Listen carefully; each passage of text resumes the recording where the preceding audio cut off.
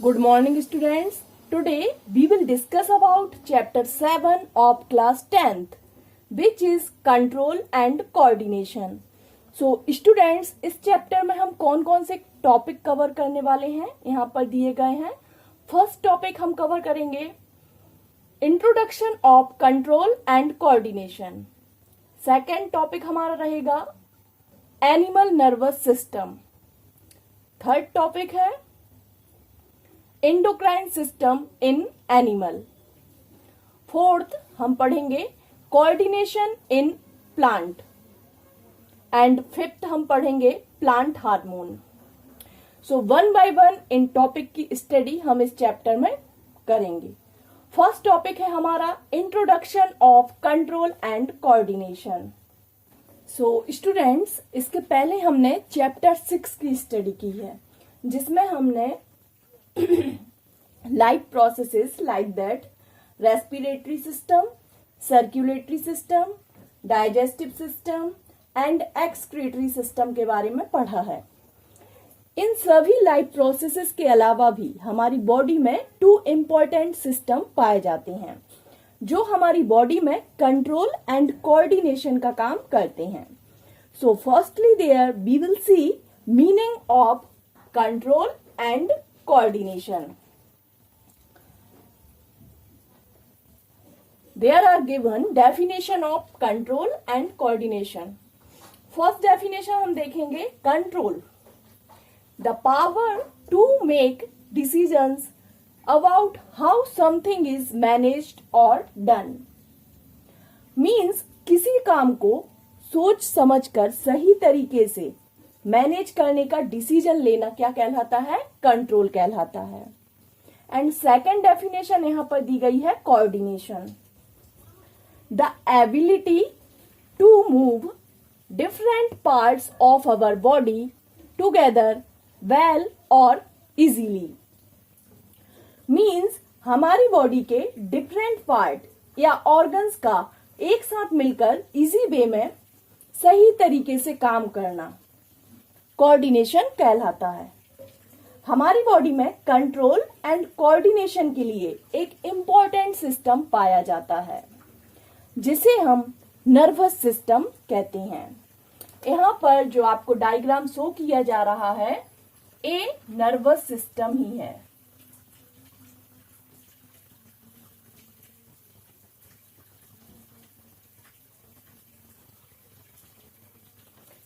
यहाँ पर आप देखिए ह्यूमन बीइंग है।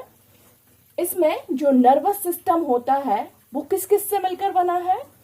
नर्वस सिस्टम 3 ऑर्गन से मिलकर बना रहता है। फर्स्ट यहाँ पर क्या होता है? ब्रेन। सेकंड यहाँ पर जो आपको ट्यूब लाइक स्ट्रक्चर दिखाई दे रहा है इसे हम स्पाइनल कॉर्ड बोलते हैं। और जो थिन वायर जैसे स्ट्रक्चर आपको दिखाई दे रहे हैं ये क्या कहलाते हैं? नर्व कहलाते हैं। तो स्टूडेंट्स जो हमारा नर्वस सिस्टम होता है और हार्मोनल सिस्टम होता है ये हमारी बॉडी में कंट्रोल एंड कोऑर्डिनेशन का काम करते हैं। सबसे पहले हम इस टॉपिक में या इस चैप्टर में नर्वस सिस्टम के बारे में पढ़ेंगे। नर्वस सिस्टम किस किस से मिलकर बना होता है? First brain, second spinal cord and third nerve. इनसे मिलकर हमारा नर्वस सिस्टम बना होता है। नर्वस सिस्टम को 2 पार्ट में डिवाइड किया जाता है। फर्स्ट होता है इसका part central nervous system. Central nervous system में क्या क्या आते हैं? ब्रेन और स्पाइनल कॉर्ड जो होती है ये मिलकर सेंट्रल नर्वस सिस्टम कहलाते हैं।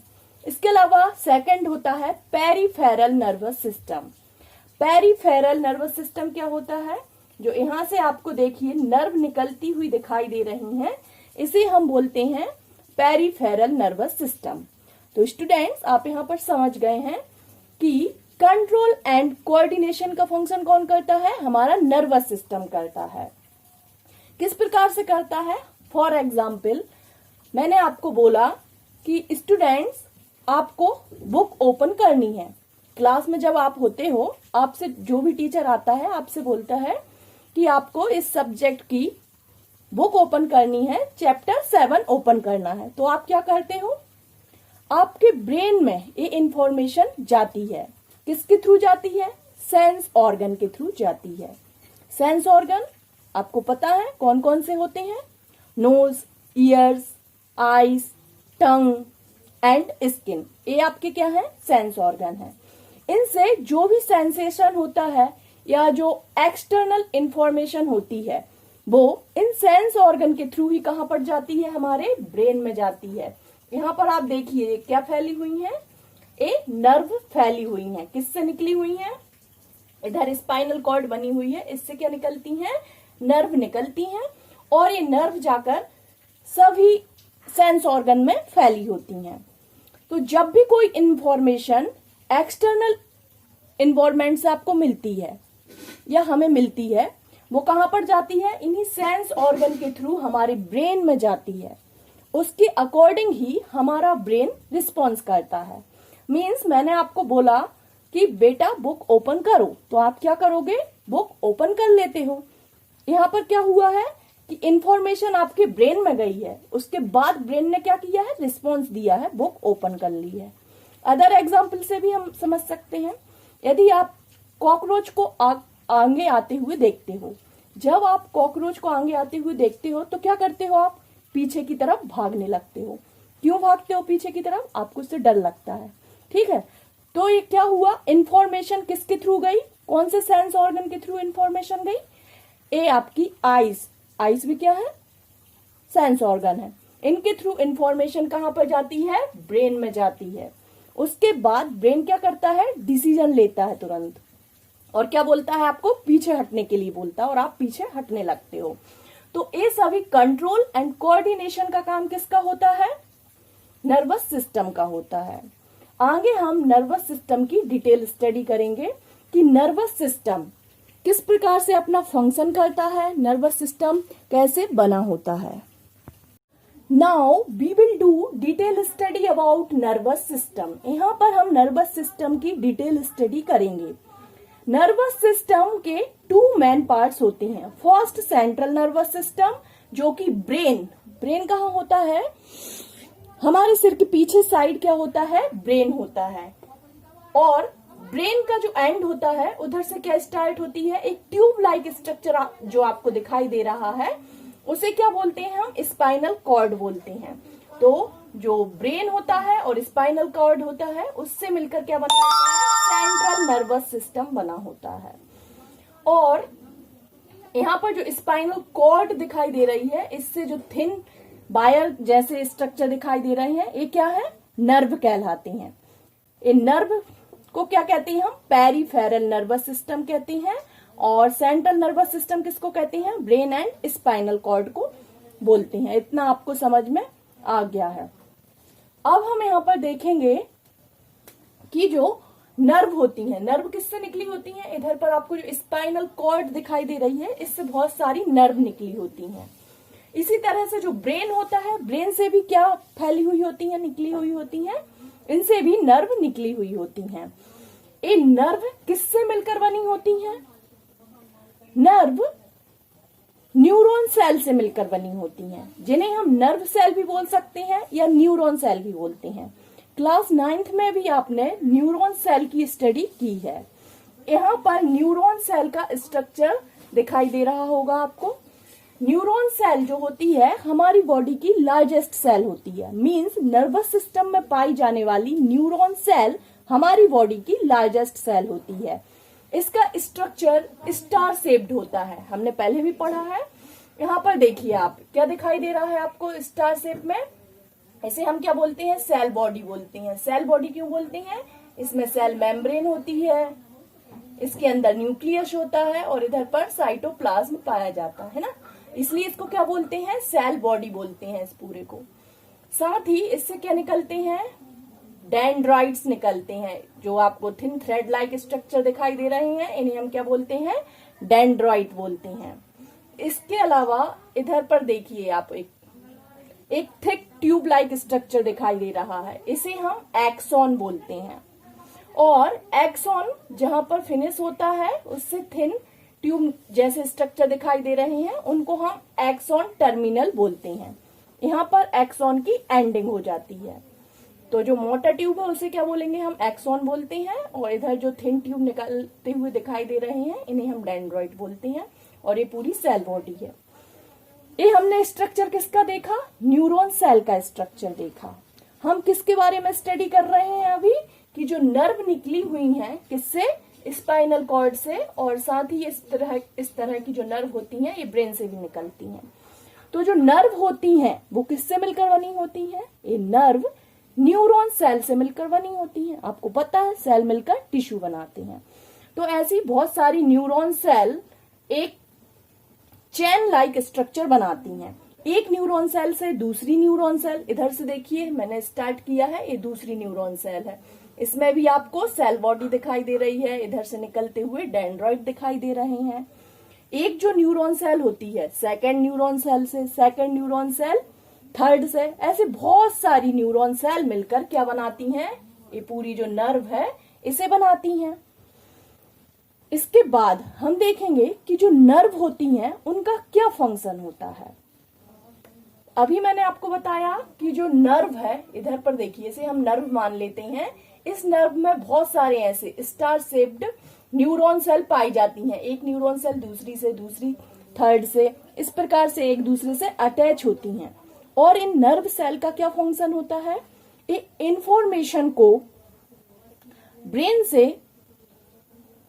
हमारे सेंस ऑर्गन तक लाने का काम करती हैं। साथ ही जो एक्सटर्नल इन्वायरमेंट से हमें इंफॉर्मेशन मिलती है उसको ब्रेन तक ले जाने का काम करती हैं।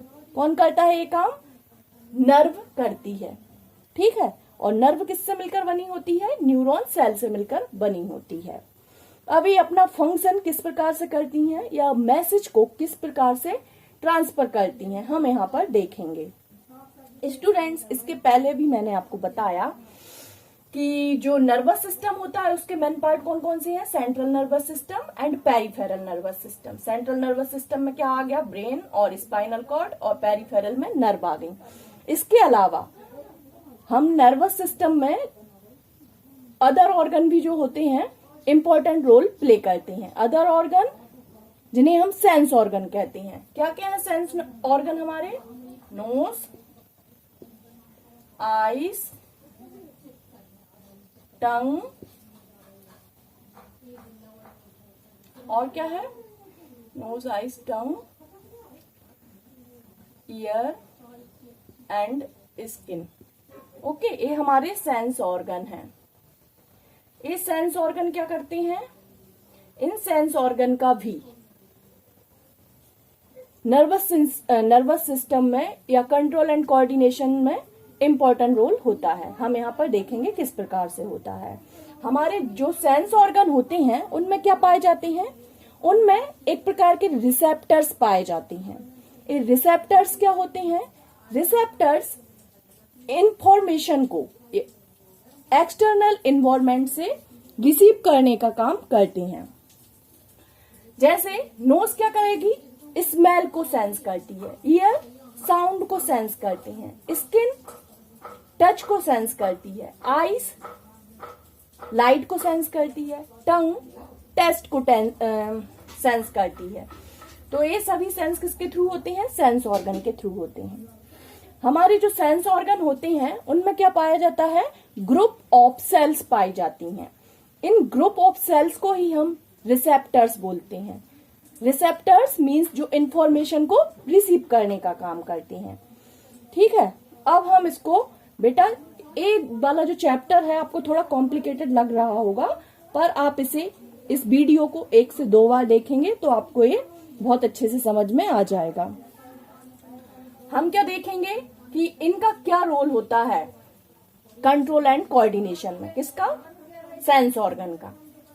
रिसेप्टर्स जो कि ग्रुप ऑफ सेल्स होते हैं, कहां पर पाए जाते हैं, knows, eyes, tongue, year, skin में पाए जाते हैं। इनके अलग अलग नेम होते हैं।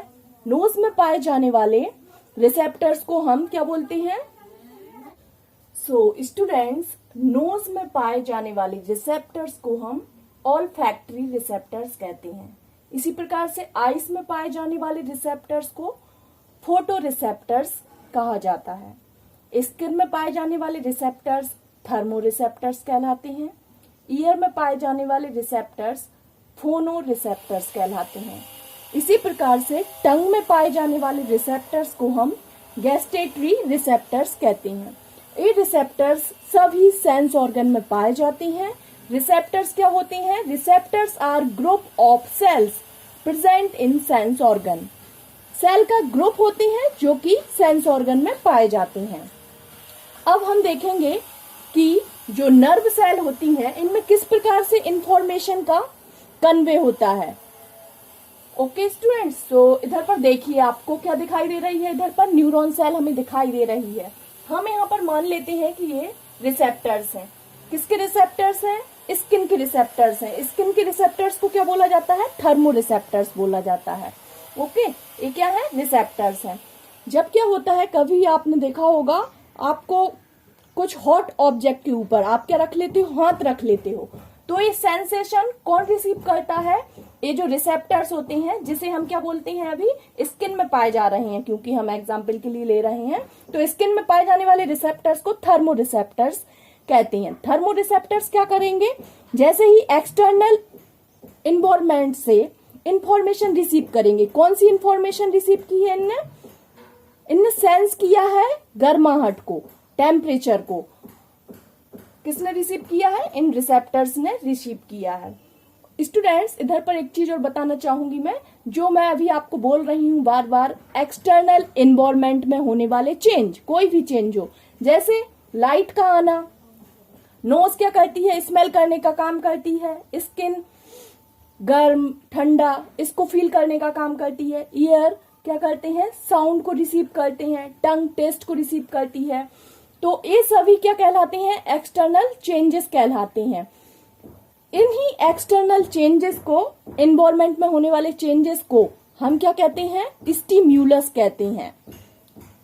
ओके स्टूडेंट्स, स्टिम्युलस आपको समझ में आ गया? स्टिम्युलस या स्टिम्यूली एक ही बात है। जो भी एक्सटर्नल चेंज होते हैं जिनको हमारे सेंस ऑर्गन फील करते हैं, उन्हें हम क्या बोलते हैं?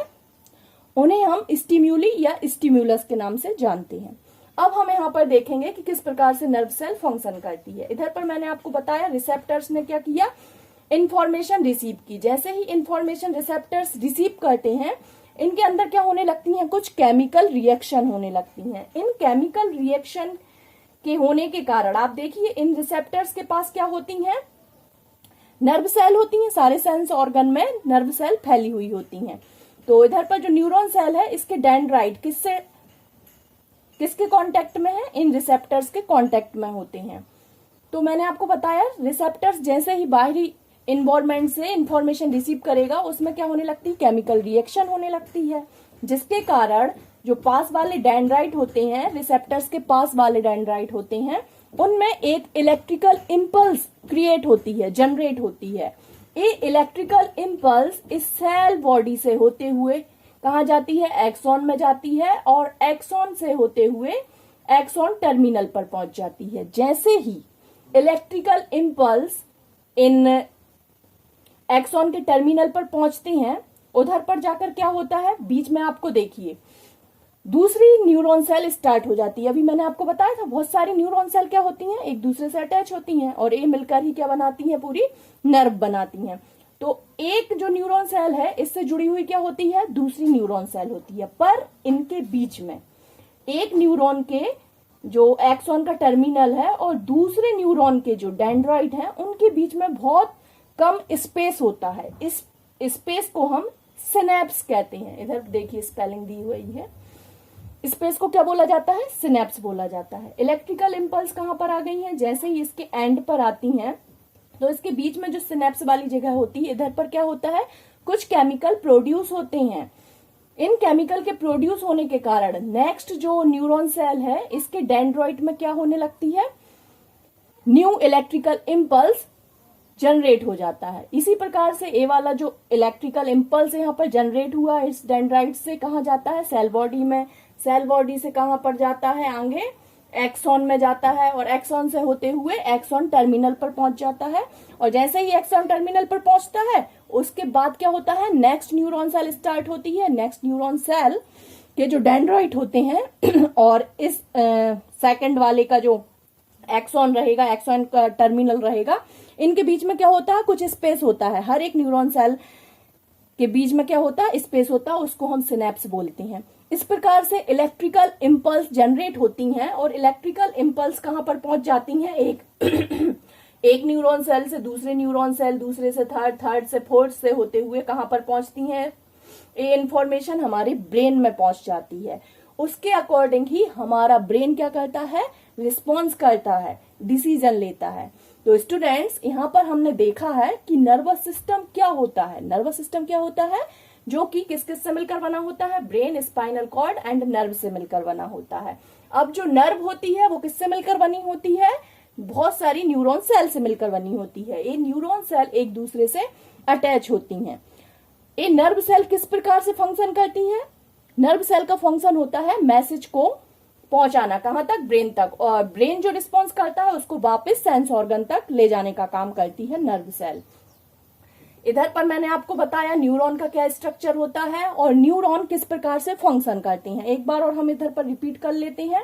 जो भी रिसेप्टर्स होते हैं इंफॉर्मेशन को रिसीव करते हैं। जब रिसेप्टर्स इंफॉर्मेशन को रिसीव करते हैं तो उनमें केमिकल रिएक्शन होती हैं। केमिकल रिएक्शन के कारण पास वाले जो डेंड्राइट होते हैं इनमें इलेक्ट्रिकल इम्पल्स जनरेट होती है। ये इलेक्ट्रिकल इम्पल्स सेल बॉडी से होते हुए एक्सॉन, एक्सॉन से होते हुए एक्सॉन के टर्मिनल तक पहुंचती है। एक्सॉन के टर्मिनल पर जब जाती है तो बीच में क्या आ जाता है, थोड़ा सा स्पेस होता है जिसे हम सिनेप्स बोलते हैं। इधर पर क्या होते हैं, कुछ केमिकल प्रोड्यूस होते हैं जिससे नेक्स्ट जो न्यूरॉन सेल है इसके डेंड्राइट में न्यू इलेक्ट्रिकल इम्पल्स जनरेट होती है। इस प्रकार से इलेक्ट्रिकल इम्पल्स जनरेट होती जाती हैं और next to next neuron cell से कन्वे होते हुए कहां पर पहुंच जाता है, मैसेज हमारे ब्रेन में पहुंच जाता है। मैसेज क्या पहुंचता है, जैसे हमने कुछ चीज को हमने टेस्ट किया है ना, मिर्च हमें ज्यादा लग जाती है तो हमारे ब्रेन में ये इंफॉर्मेशन कौन ले जाने का काम करता है, सेंस ऑर्गन में पाए जाने वाले जो क्या पाया जाता है, टंग में गैस्ट्रेटरी रिसेप्टर्स पाए जाते हैं ना, तो ये क्या करेंगे, इंफॉर्मेशन को रिसीव करेंगे और इन्हीं न्यूरॉन सेल के थ्रू कहां पर पहुंचा देंगे, ब्रेन में पहुंचा देंगे और हमें फिर हमारा ब्रेन डिसीजन लेगा। क्या ब्रेन लेता है डिसीजन, ब्रेन हमसे बोलता है कि चलो पानी पी लेते हैं हम, या फिर मीठा खा लेते हैं। तो इस प्रकार से हमारा ब्रेन या हमारा nervous system control and coordination का काम करता है। आई होप आपको ये वाला टॉपिक समझ में आ गया होगा।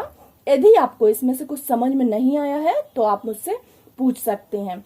स्टूडेंट्स, यहाँ पर एक बात और मैं आपको बताना चाहूंगी कि जो इंफॉर्मेशन को ले जाने का काम कौन करता है ब्रेन तक, सेंसरी नर्व करती हैं। ओके, सेंसरी नर्व क्या करती हैं, इंफॉर्मेशन को एक्सटर्नल इन्वायरमेंट से ब्रेन तक ले जाने का काम करती हैं। इसके बाद ब्रेन क्या करता है, रिस्पॉन्स करता है। इस रिस्पॉन्स को वापस लाने का काम कौन करती हैं, इस रिस्पॉन्स को वापस सेंस ऑर्गन तक ले जाने का काम या मसल्स तक ले जाने का काम कौन करती हैं, मोटर नर्व करती हैं। ओके, टू इंपॉर्टेंट नर्व यहाँ पर है, sensory nerve and motor nerve. Sensory nerve क्या करती हैं, एक्सटर्नल इन्वायरमेंट से इंफॉर्मेशन को ब्रेन तक ले जाती हैं और ब्रेन जो रिस्पॉन्स करता है और मसल्स तक जो इंफॉर्मेशन जाती है वो किसके थ्रू जाती है, वो मोटर नर्व के थ्रू जाती है। स्टूडेंट्स, आप इसको 1 से 2 बार जरूर देखिए, आपको पूरा समझ में आ जाएगा। जहां भी आपको प्रॉब्लम होती है आप मुझसे पूछ लीजिए और जिसने भी अभी तक चैनल को सब्सक्राइब नहीं किया है आप इसे सब्सक्राइब कर दीजिए। Thank you so much students.